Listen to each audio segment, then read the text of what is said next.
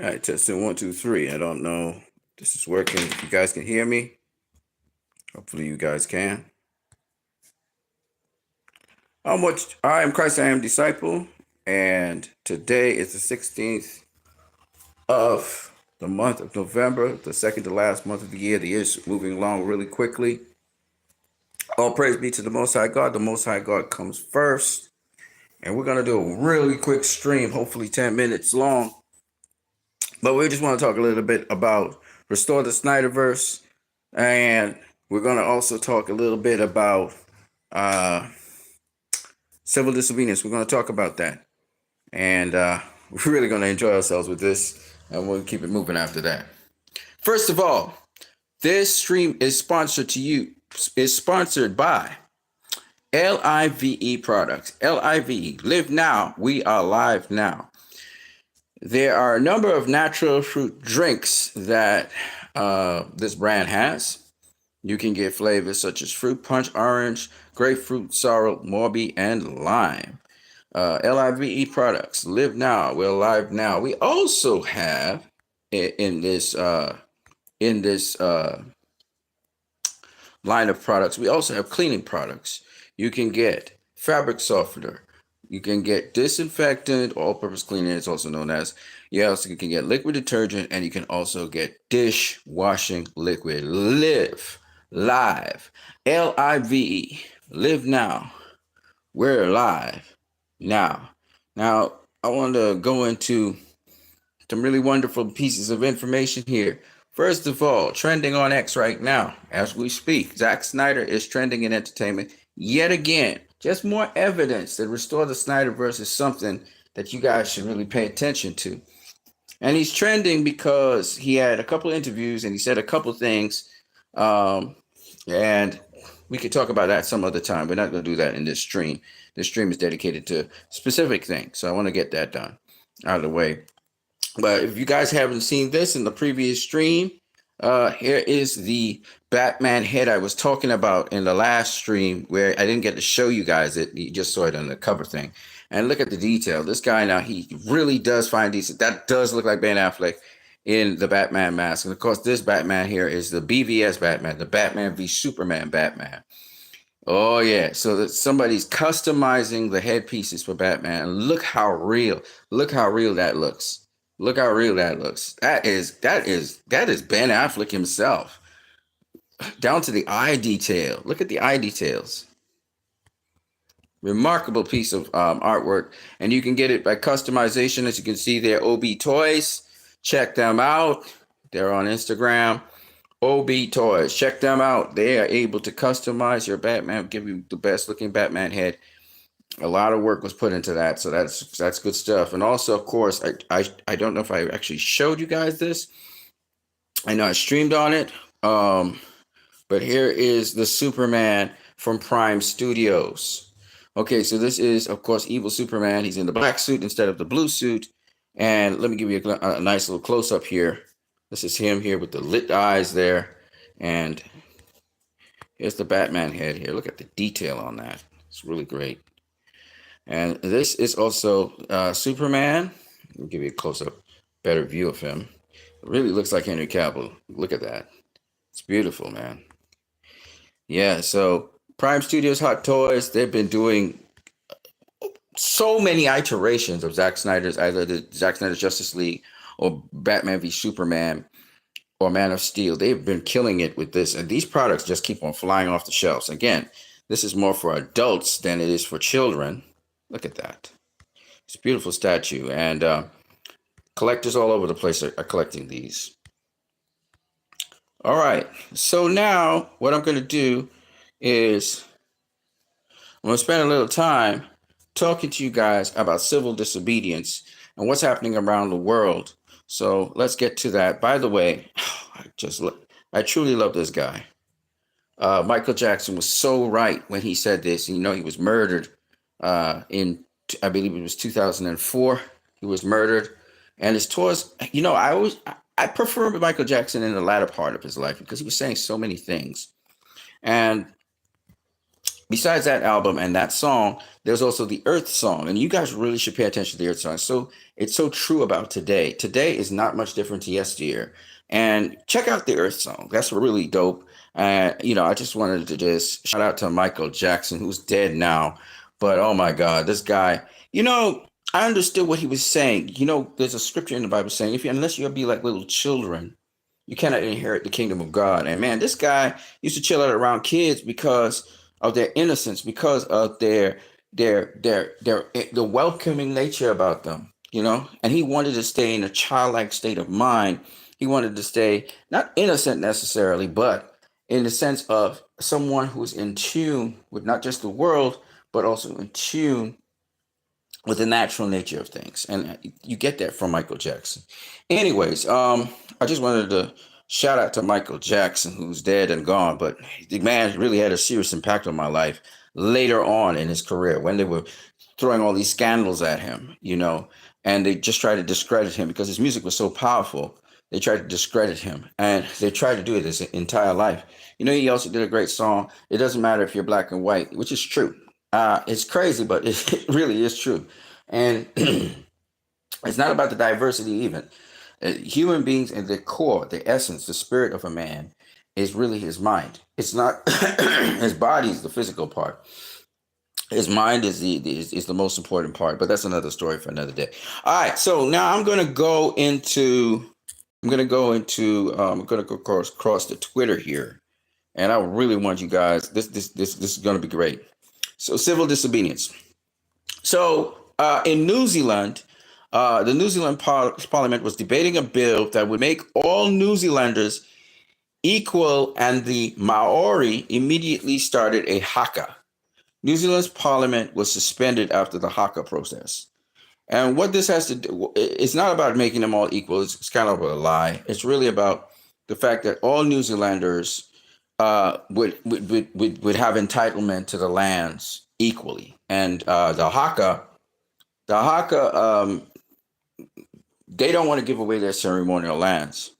And this is the reaction. This is what we call civil disobedience. Watch this. And this is what you guys need to take note of and take examples after, because I'm telling you, man, these folk don't play. Listen carefully.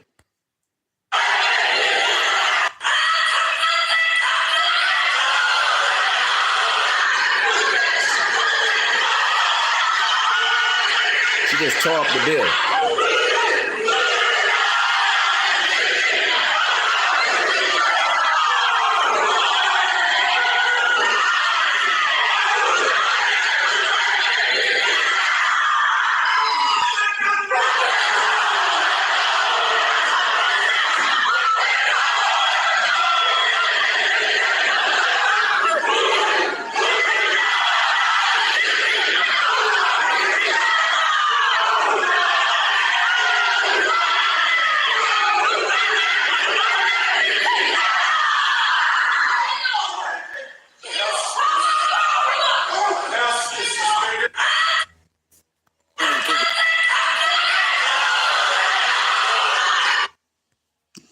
All right. So when you pass bad law, when you pass law that does not represent the people, when you pass law that the people realize brings about imbalance, it's an unfair law, you will get pushback. Civil disobedience is an integral part of a democracy. Democracy is a conversation, as it said in BVS, between those with power and those who have given them the power. See, it's not that you don't have the power as a citizen of a country. You have the power, not just to vote. You have the numbers. So you always have the power. You surrender the power, or sometimes you, as we say, delegate the power to certain people to do certain things. They're responsible for certain things that you think they're more capable of doing. It's not that you don't have the power. Anybody in any society who thinks they're powerless, they're foolish. Most of the power comes to you. And if you do not agree with any law that is put on the tables, if you don't collectively agree with the law, then that law is no longer a law. And you need to understand this. That is why governments have gotten away with draconian measures and draconian laws for too long. If you pass what we call bad law, that is, the community feels that the law that you just passed is oppressing them, or the law that you have passed is bad for them, they have a right to protest that law through civil disobedience, however they see fit, whether violently or otherwise, to send a message to the people who they have delegated power to do their jobs and do it properly, to represent them. Too many times our government do not represent the people that elected them. It is time for you as citizens to decide what you want. You can allow leadership to run rampant on you while you pay them to do that, in which case you are enabling them to do bad law and to take advantage of you and oppress you. Or you can take back that power and civilly disobey. Now I'm going to show you some other things. And I'm going to show you another example. So here's another example here. The Palestinian flag was defiantly displayed on the streets of Paris by Palestinian supporters as the city hosted the Israeli teams for the Olympics. Now, what's very important for you to understand is that the Palestinian flag is banned from being shown in public places in Paris, in France right now. Okay? But people have understood that this flag represents a country and a people, and these people are not being represented. Therefore, they think that this law that has been passed is bad law. And so they have civilly disobeyed, they have rebelled. And I'm going to show you some more. In a protest, Macron's police, now the parties right now that run Israel are pro-Palestinian. However, Macron is the king. I think he's like a president of a country. He's like the king of France, and he sometimes overrides their parliamentary system.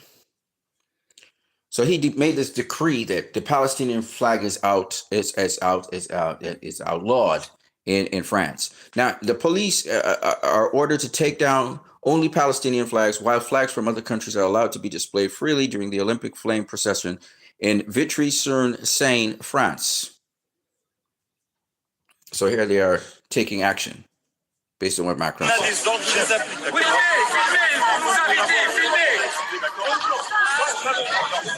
But as you can see, the people don't give a fuck. They're waving the flag all over the place.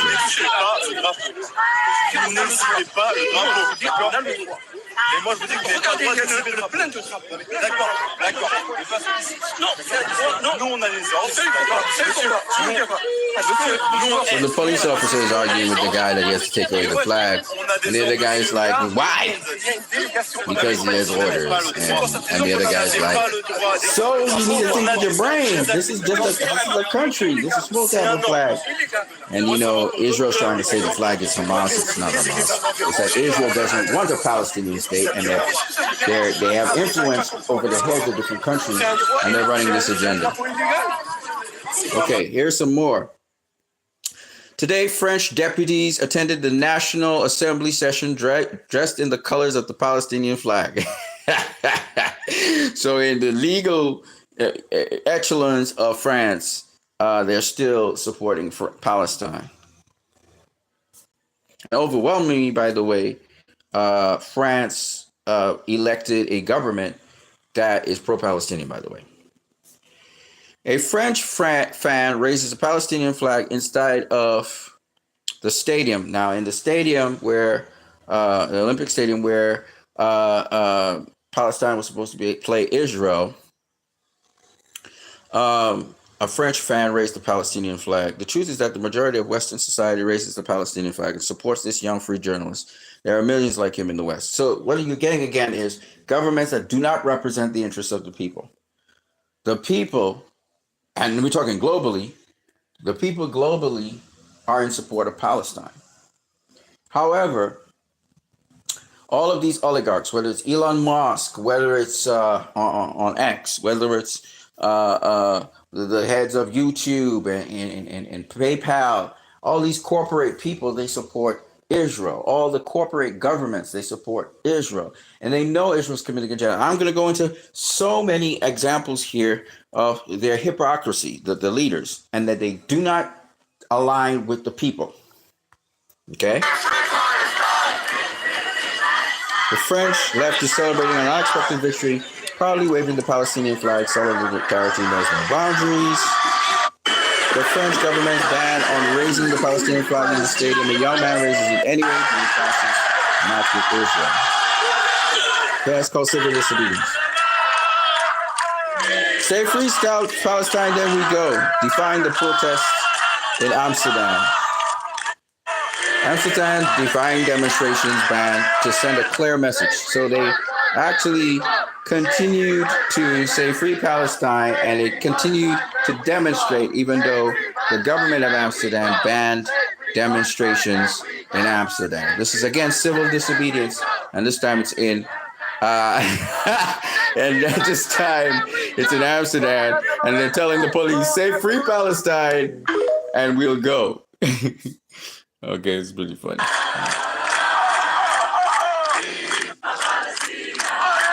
All right, so there's just 3 examples of civil disobedience I wanted to show you guys. And then in Turkey, of recent, and this is why Aragon has to hold fast.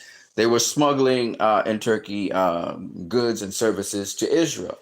And when the people of Turkey realized that, they went to the ports of entry and they blockaded and they blocked and they frustrated the loading of ships, and they exposed it on TV. And this is what you guys have to do in the United States of America. You have to start running ruction. You got to really start to shake things up. It's cool to have protest and stuff, but you need to involve civil disobedience, because there is a legal breach of the Leahy law.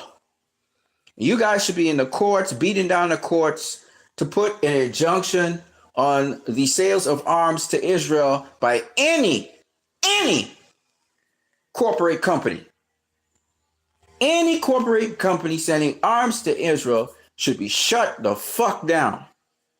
It doesn't matter what the government is saying. It doesn't matter what Joe Biden, he doesn't have the law on his side. And you guys can do it through state legislature. You guys can do it through your states. You guys can do it through your counties. And if the states and the counties won't listen, then you need to physically go to the ports. And you have to have the port authorities and the people on the ports cease and desist any ship sending arms. You need to go to the arms inventory on these ports, or the ship inventories on the ports, and cease and desist any ship sending any kind of aid to Israel. All right, because the goal is that you do not get Israel no longer gets arms. They're not going to get it easy. You have to fight them. And it's not enough to go to Congress people, to go to representations in the federal government, or even to state legislature. You need to physically become an impediment to the sale of arms to Israel. Okay? And you need to punish any company. It doesn't matter what the federal government says. The law is on your side. You need to punish any federal company that tries or dares to try to do business with Israel in terms of sale of arms. That's how you stop it. If you're really serious about nipping this in the bud, you have to take action. You can't just go around talking and pleading and begging with people when the law is on your side. There is no pleading. You have to understand you're the one with the leverage, not them. You have to understand that. They have no fucking leverage right now. They are they are breaking the law. They are breaking the law. What they're doing is illegal.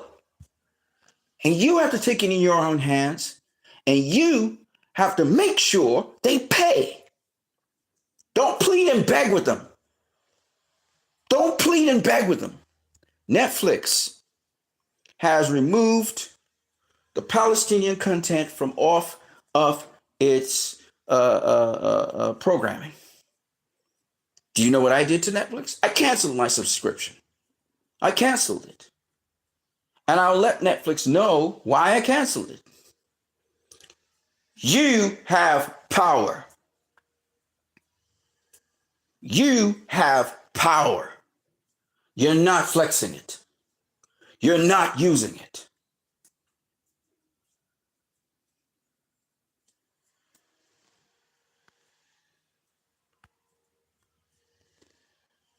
Listen to this young man speak. We'll see people from all different walks of life talking about Palestine. They've been talking for years. And you guys just got to flex it. You can't be just yapping, you're bumping your gums and talking and talking and talking. The time for talk has ended. The time for action has begun. It is time to move to another phase.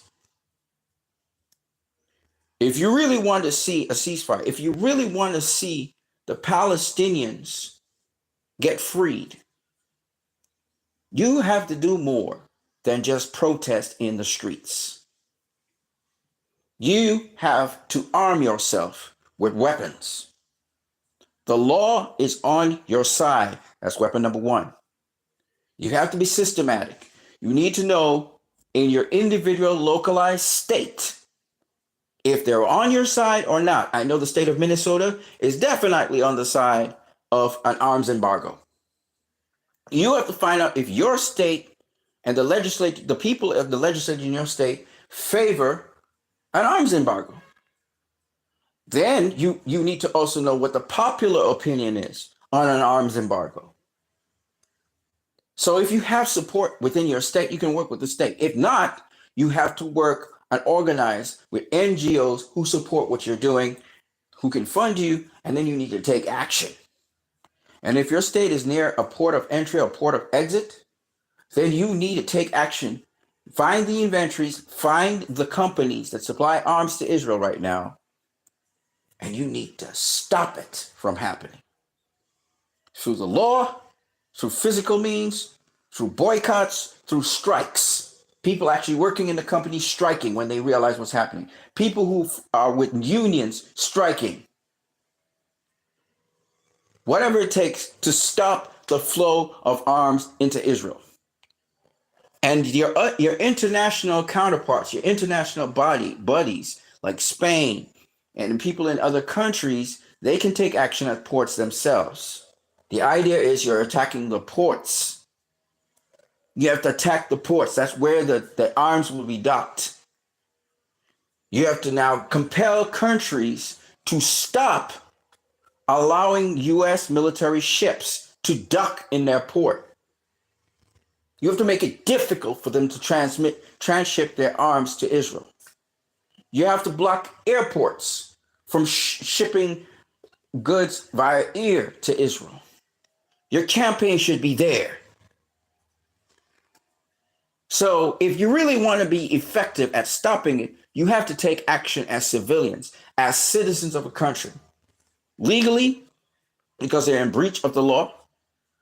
And with the power of the law behind you, you can take these actions. You have to hurry up. Because, and I got to say it, they will try and revise that law to work in their favor. And then you will have to civilly disobey without the law on your side, which is okay. Because it's not in the best interest of everyone. All right, so let's call it a day there. That's my stream. There's a lot of other things I can say. First of all, I love this Jewish guy. I could kiss him right now. Jews for Palestine. Look at my brother good. For anybody telling me that Jews and their Talmud and their Torah and says to oppress other people and people are not as good as them, well, this guy stands in the direct contrast to that, because he don't believe that. He wasn't trained that way. He wasn't raised that way. Okay? So don't tell me that all Jews. No. Yes, I agree. Jewish supremacy is something that they're trying to push on the world.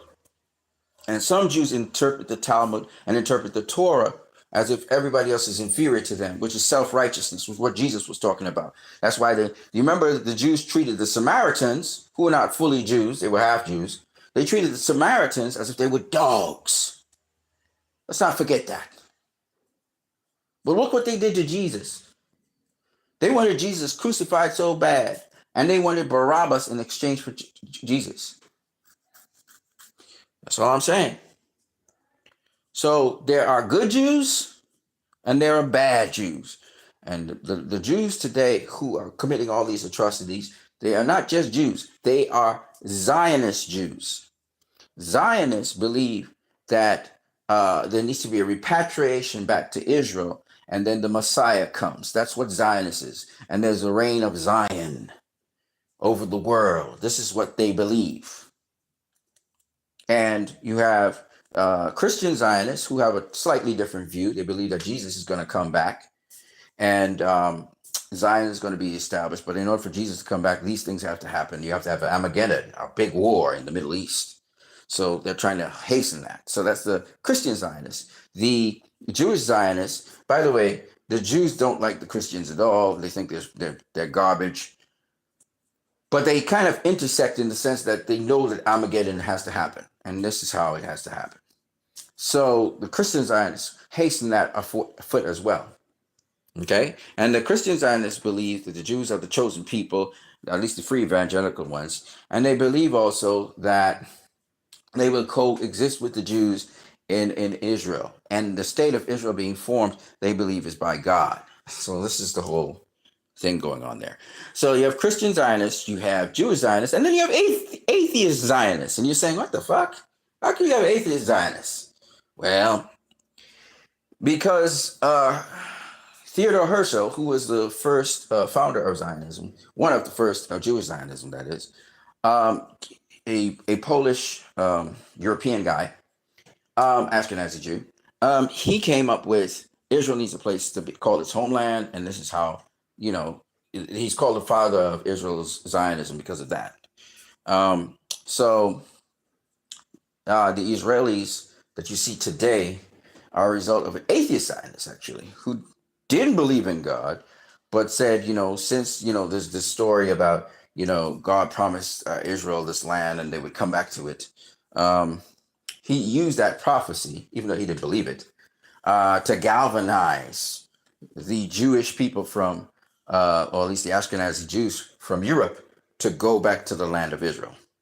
And his argument was that since Jews are not accepted in Europe and there's always going to be some kind of upheaval about them, it's better they go to a place where they all can be, so they're separate from Europe, and therefore the Europeans will feel happy. The anti-Semites in Europe will be happy because the Jews are no longer with them. And the Jews will be happy because they're not getting persecuted anymore. They have their own place. So that's the argument behind Zionism. The thing about it is they were going into a place that was already occupied by people.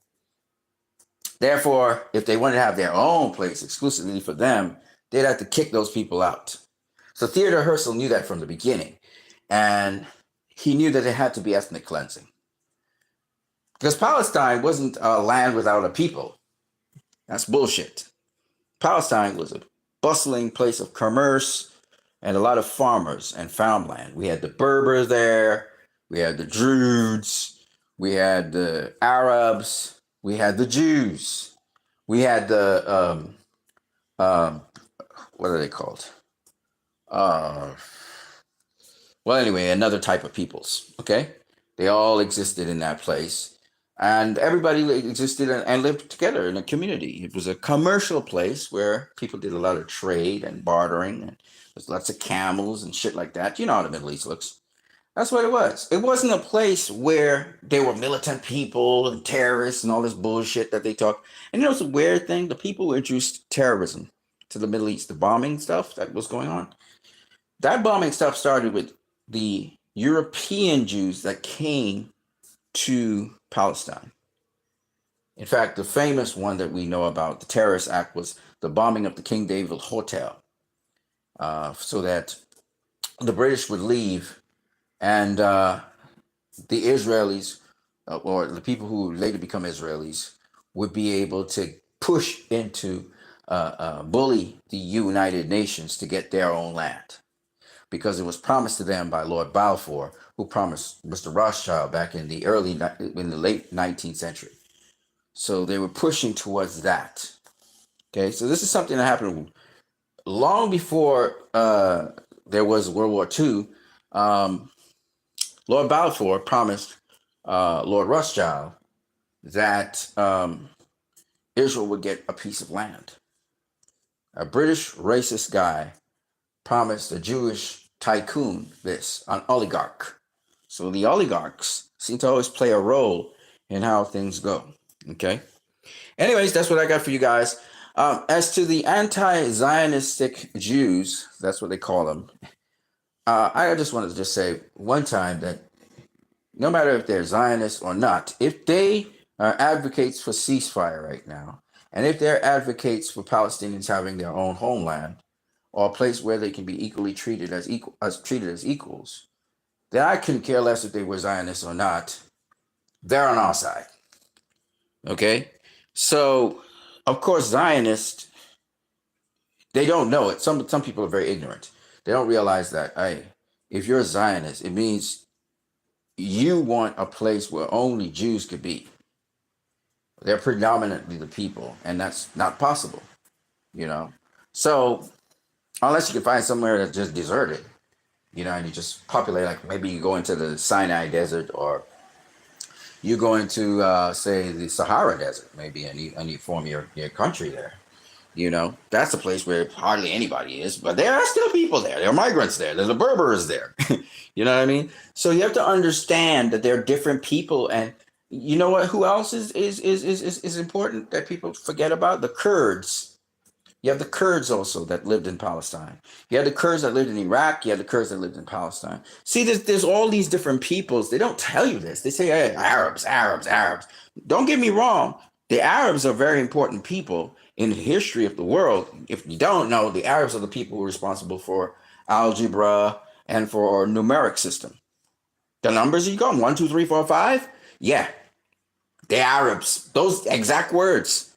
One, as a comedian was saying, 1, 2, 3, yalla. Okay, that's actually your numeric system comes from the Arabs. It's Arabic. So if you didn't know that, and you didn't know that mathematics, especially the algebraic version of mathematics, comes from them, I mean, if you don't know that, my friend, okay, so the Arabs are very important people, and people say, you know, don't call me an Arab, you know, as if it's derogatory because of the Palestinians, but the Arabs are great people, and I'm privileged, I'm blessed to know about Palestinians. They're the best people I've ever seen, and they can cook, boy. They have some really good food. One of the foods that they have is called hummus, which is what the name of the resistance organization is. And hummus means of the earth, like humus, and it is a binding thing. It's a bonding, something you can bond over. And you know, instead of Israel, you know, joining with the Palestinians and becoming a stronger nation because of it, because of their racist Jewish supremacy, they have to treat the Palestinians as subhumans so that they can cleanse them out, push them out, ethnically cleanse them, so they can have an area that's all for them, you know, and that's what's going on. And it's as straight as that. There's nothing else to it. The excuse that Hamas attacked them on October 7th was to ethnically cleanse. Clearly, you see that the Palestinians are not allowed to go back into northern Gaza, but you know the Palestinians are also rebelling, and they're staying in northern Gaza, regardless of whether they can get food supplies or not. They're hunkering down. And meanwhile, also Hamas is fighting in northern Gaza, southern Gaza, central Gaza, etc. They're fighting everywhere. And even though Israel's trying to roll out these initiatives and send propaganda to the world, they're catching their ass in Gaza still. They can't root out Hamas. Hamas is bombing them and killing them out, the soldiers and tanks. In the meantime, the people there, they're going through hell, you know, because, you know, there's all these droids and you know, you have mercenaries in there. You have the bombing campaigns. You know, there's all of that going on in there, and people being arrested, people being killed in captivity. Just recently, their doctor was killed. So there's that going on, and it's so clear to the whole wide world. This is no longer subtle. Okay, Israel is a threat to the world. They're going into different European countries, threatening people, bullying people. They have the police behind on their side. Surprise, surprise. They have governments on their side. And so they're doing their havoc. But the people You're distressing the most of the population. You're turning the fucking world against you, Israel, which they're not going to shed a tear when Israel gets bombed or blown off the face of the globe. Nobody's going to cry. Nobody. Okay? Nobody's going to cry when they get obliterated. And they're asking for it. They're literally coaching the world into getting obliterated because nobody likes them. And we have social media now. So, you know, that's sad because there are really good people in Israel. I tell you, I have friends in Israel. And they're good people, you know. And actually, when being interviewed, a Israeli who was in Amsterdam was talking about this particular set of settler military people, because the people who actually came across the supposedly Maccabee fans, they're actually settler IDF soldiers and reservists, and they're very racist and they're very hostile, and so they're the worst of Israel. Like you couldn't get it. Could the face of Israel is the worst kind of people ever, and the people who really don't like what's happening, they've been suppressed, they've been quieted to a significant degree. Some of them have been incarcerated, you know, they've been brutalized, some of them have been assassinated. So I'm just saying, you're not really getting the full and the correct voice of Israel. I've been saying this for the longest while. If you look at, there's at least, like I said before, about 40 to 50% of the Israelis do not agree with what is happening. But they're not going to vocalize it because the state has become a police state in which you can lose your job, you can get brutalized. We had a Israeli teacher who was coordinating with the Palestinians and having joint classes and stuff online. He got incarcerated for no reason at all. So it's Gestapo over there right now. So the people who would usually push back, we had some small little protests in Israel, but the people who usually would push back, they're getting silenced. You know, I saw how Gal was treated when she tried to empathize with the Palestinians, and I'll never forget that. And Gal is still on this Israeli shit, and she doesn't even understand how she looks so stupid right now. And I would suggest to Gal that she either stay quiet or, you know, be labeled a racist. Okay? And I know Gal cares for the Palestinian people, but she can't say it because I feel like she has a heart and a soul, but she's pushing this Israeli propaganda, and it's just not cool. Okay? I don't know if they're extorting her. I don't know what they're doing to her, but she needs to grow some balls and start speaking out against what her government is doing. And she needs to make a public statement on that. And she can't wait till it's too late. She has to do it. And if it assassinates her career, so be it. But fuck it, man. Susan Sarandon, love you, sister. I got mad props for you, and I will support you wherever you go. Susan Sarandon stood up to the imperial powers, whether it's America, whether it's Western Europe, or whether it's Australia, or whether it's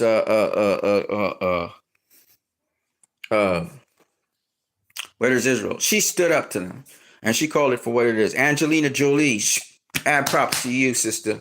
She worked with the United Nations, and she feels it so fast.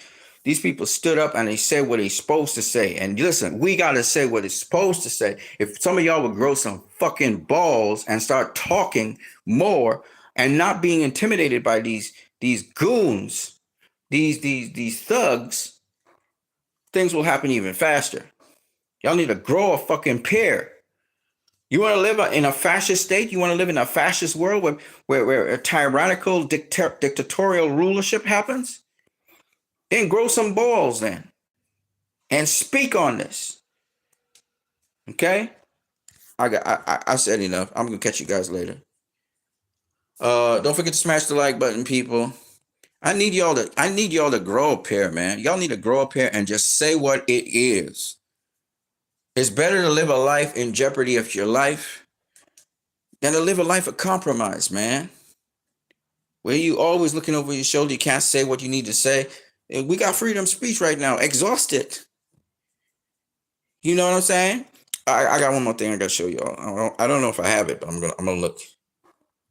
So here are these clowns trying to push an anti-Semitism bill. Okay, these clowns trying to push that truth. Listen, man, if that bill gets passed, Fuck that bill.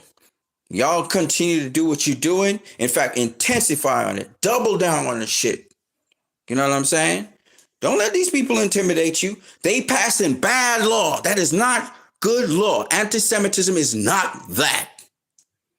Okay? Anti-Semitism is hate for Jews. Nobody is talking about hate for Jews. Everybody's criticizing Israel's genocide against the Palestinians and the involvement of American companies in facilitating that genocide and the American government. That's all that's about. It's not about nothing about hate for Jews. Because if it's about hate for Jews, what the fuck are Jews participating in this for? Why is it we got so many Jews on the front line? Why is it Code Pink is led by a friggin' Jew? Yeah, she's a Jew. She's Jewish. She says, not in my name. They've been leading the front line. Jews have been leading the front line on this. So what are you talking about? Anti-Semitism. What you crazy? You lost your damn mind? I mean, come on now. No, it's Zionism. Chuck Schumer is a Zionist. The president of the United States, Joe Biden, is a Zionist. They're not Jewish. Who do you see pushing through this bill? Who's so eager to push through this bill? Guess who? And this is the funny thing about it. The anti-Semitism bill is being pushed through by, yes, Zionist Jews, but also anti-Semitic Zionists. Because guess what? This is the weirdest shit I'm about to tell y'all. But these Zionist Jews are in complete support of Adolf Hitler. They understand what he was doing, which is why they made the move to migrate to Palestine. Because they know the sentiment Hitler had, because they know the sentiment of Europe, which is racist. The anti-Semitism they experienced in Europe is why they tried to solve it with the Zionist project that they thought about doing. Zionism is nothing new. Zionism's been around for a while. But the way how it is weaponized as a political structure is what is dangerous. And you know what's the stupidest thing? For those of y'all don't know, a lot of Palestinians are actually Semites themselves. That's the funny part of the whole thing. Not all of them are Semites now. Don't get it twisted. But a lot of them, a significant portion of them are Semites. They actually descend from Shem. A Semite is a descendant of Shem. There was Shem, Ham, and Japheth. Okay?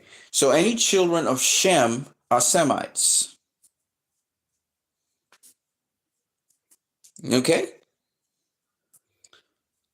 So anybody who is a descendant of Ishmael, for example, there are people who are descendants of Ishmael. They're Semite. They're Semitic. Semites are not just limited to Jewish people. Semitism and Semites, you have the Medians, you have the Ishmaelites, you have the children of Jacob, of Esau, of Isaac, etc. So you have a lot of Semites all over the place. Okay? Midian was Abraham's son as well. He had with his next wife, his second wife. Okay? So when you talk about Semitism, you got to know what the hell you're talking about. Otherwise, shut your damn mouth. I'm trying to redefine it by saying it's against Jews or it's against people of Israel or people who are linked to Israel is bullshit. Yes, it's against Jews, but it's also against the children of Ishmael. It's also against the children of Midian. You don't know this shit, then you just wasting our damn time. Not just Jewish people. All right, man. I said more than enough. Here is what I was talking about here about Netflix. Because they purged Palestine. Palestinian films from their. Many people are upset at Netflix right now because they purged Palestinian films from their platform. In 2021, Netflix announced that they were launching a new collection called the Palestinian Stories Collection, and it was meant to include 32 films with more planned in the future. But just recently, Netflix purged almost every single one of those films, totally deleted the collection, and in Israel, it's totally inaccessible now. There's only one film left that you can view in the United States, and this adds to the decades-long pattern of suppression of Palestinian voices. And for the people who understand the struggle of the Palestinians and what they've been put through, they understand that this suppression. Okay, so they're saying suppression of Palestinian voice. First of all, let me preface this correctly. It's called the censorship, just like how they're censoring us online, and they're trying to censor videos and they're trying to censor content because they can't involve themselves in a conversation, because they're in the wrong, because they're in a breach of law, because they're doing illegal something. They're trying to silence everyone. So they're trying to kill off people, let's just say, from having a conversation about this topic. Because if any kind of conversation starts to happen in this topic, they're going to lose that conversation. They're not going to win it. So what they're doing is very barbaric. It's very mob-like, mobster-like, very Gestapo-ish, which is they're trying to silence people. And they're trying to silence any kind of, particularly the Palestinians. They don't want any Palestinian talking about anything. They're trying to, by all means, and this is where the Palestinians globally need to stand up and be even more vocal about shit. When they try to keep you quiet, that's when you should talk. You should start yelling even louder. So, like I said, civil disobedience is absolutely an imperative right now. Oh my God, I remember this little girl. All right, this is Code Pink. This is Medea Benjamin. She is Jewish, and she constantly interviews senators and congresspeople, and most of them are so fucking hypocritical they don't even stop to talk with her. And you're supposed to talk with the people because you're supposed to be working for the people. And these fuckers are not working for anybody. They behave like highfalutin pieces of shit. Okay? You're supposed to have a discussion with a person, be able to answer them, not behave all high and mighty because you think you're doing this big office work. No, you were elected by the people. You're supposed to answer their questions. You are accountable to them. And these pieces of shit, they don't realize that. So I'm just letting you guys know right now. Sometimes I think about what Donald Trump told the people to do, where they would run over Congress. It is a coup d'etat, whether you like it or not, and that is domestic terrorism. But nonetheless, people done it before. They could do it again. You know what I'm saying? They can do it again. Because if the people get mad, I'm telling you, man, if the people get mad, y'all don't want to see what will happen.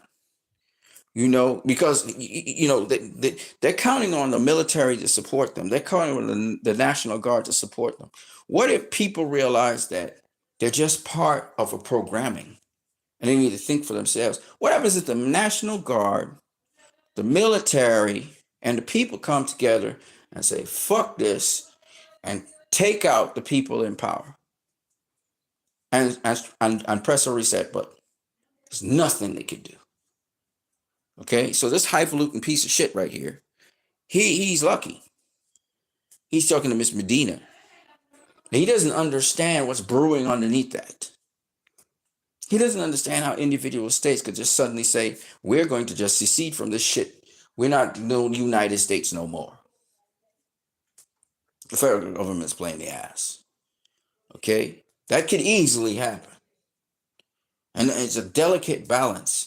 And yes, a lot of the senators, even in the state level, the senators and congressmen, they are bought out, the governors and so on. But we need to realize that we are more than they. I keep on telling you guys this, not to tell you to go burning down buildings or to go create anarchy and mayhem. I'm saying this. Oh, by the way, the Israelis, they raped.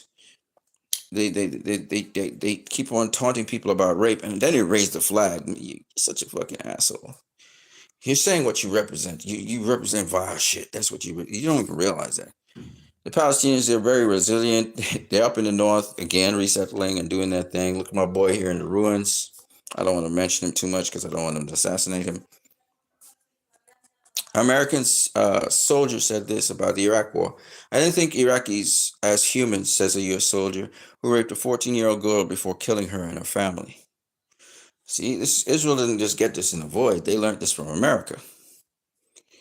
We got a lot of people who need to go into federal prison or into The Hague. Breaking: Sky News reports that Professor Adan al-Bursh, this is a very highly intelligent man, was likely raped to death in the Israeli prison. So a professor, a man of knowledge, and these are very intelligent people. They were working in Gaza. Gaza had built up areas. It had schools. It had universities, etc. Hamas was able to do some of that. The United Nations was able to build up Gaza a bit. So it was a working between Hamas and the UN. And all of that's now destroyed, and all beautiful universities and all the things they built up was destroyed. So the people were just about to get some pride in themselves and build themselves, and Israel came through and did this to them.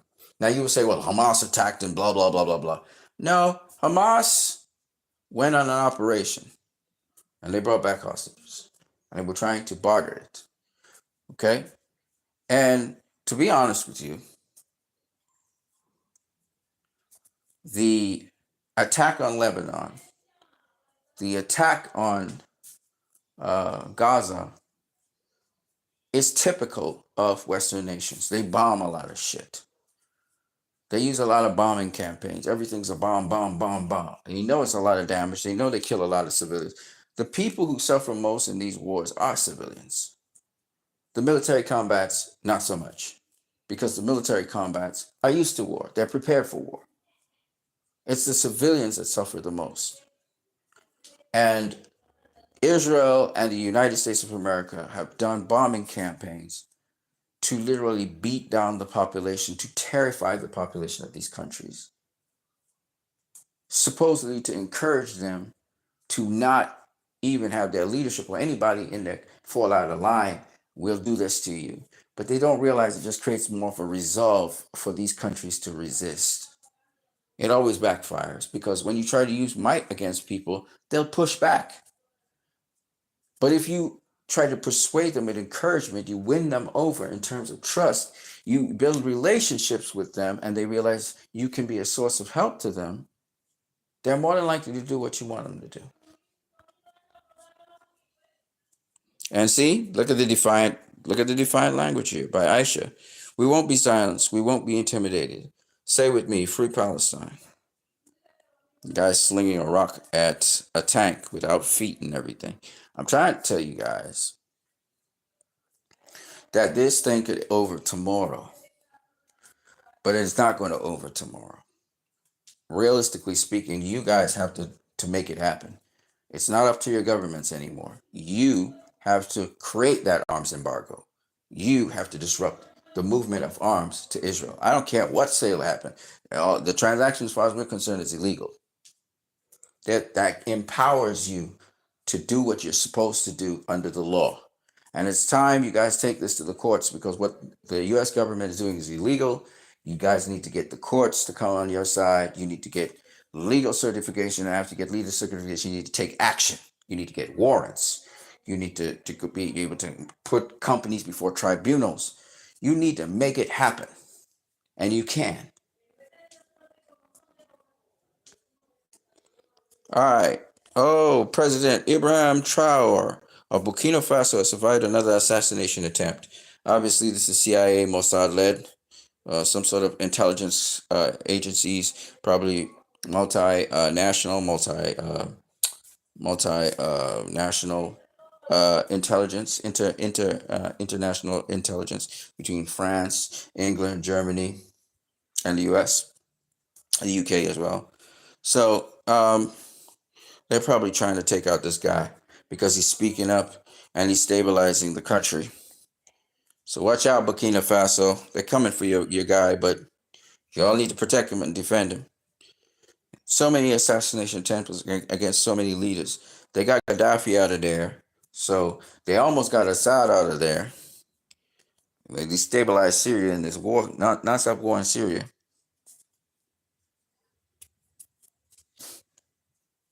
Okay.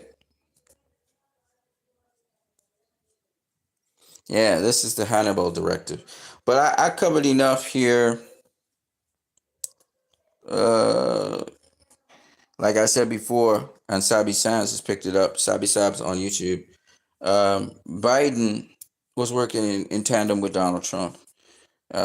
He knew Harris was going to lose. He knew Trump was going to win. And he knows that Trump will carry out the Zionist plan, or at least it seems so far. He does never know with Donald Trump, but for the most part, I think he's carrying out the standard protocol. Elon Musk is on board with that. So Elon Musk is another oligarch. When you see oligarchs are getting involved in politics, that's not a good thing. It never is. Because it's not reflective of the people. They say, well, I know what the people want. Nope, you know what you want. You're going to sing the language the people want to hear, but you got to do what you want. So that's what I got for you guys. I'm going to catch you guys later. I am Christ, I am disciple. For those of you who watched this stream all the way down to the end, and I spent almost an hour on it, I wish you guys a great day. I'm going on my boxing channel now to talk a little bit more boxing. Don't forget to smash the like button. I'm going to catch you guys later. Peace.